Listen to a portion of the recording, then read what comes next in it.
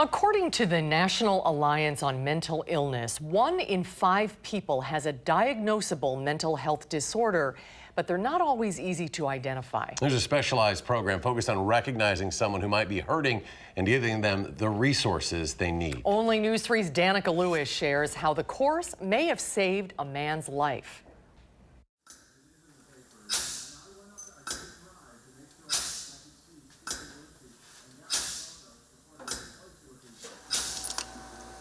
It takes training to tell why a car isn't running like it should, and tough hands to get it fixed. They don't want to think about it. Just as it takes training to tell when someone isn't feeling like they could.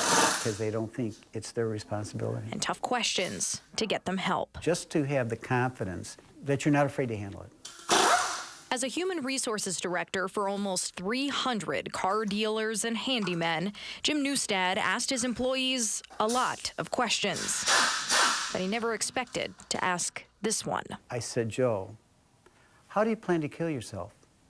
I was very surprised that I said that. Joe isn't the worker's real name, but Jim's story is very real. His auto shop colleague answered his question with a specific plan for suicide. You know, Joe, how do you think this is going to make, your parents feel? They were questions Jim brought to work with him from a mental health first aid course. That's part of having an employee. You have an obligation to them and their families. The morning after that class, Jim went to work at the auto shop and found himself face to face with Joe. I think really a lot of people don't want to harm themselves. They just don't know what to do. They're waiting for someone to try to help. Dan Muxfeld was Jim's first aid instructor. I don't know why people don't talk about it.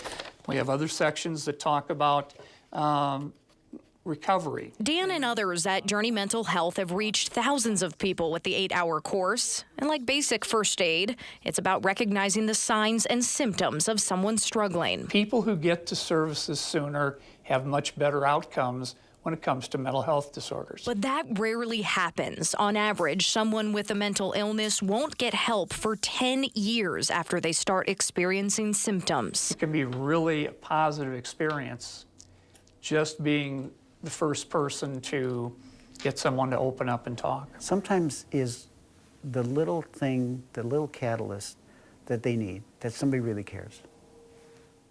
Thanks to the training, Jim got his coworker to his family and to help. And I took his hand, and I took his mother's hand, and I connected them like that, thinking I'm not going to let him go. Whether it's changing oil, tires, or conversations, Jim says it's teachable. We just have to be willing to learn. We need to be trained, we need to be aware, we need to be able to do something to help people. The need for this kind of training is so great that Journey Mental Health will soon start offering courses here at Madison College. Here at the Truax campus, the courses will begin in the summer.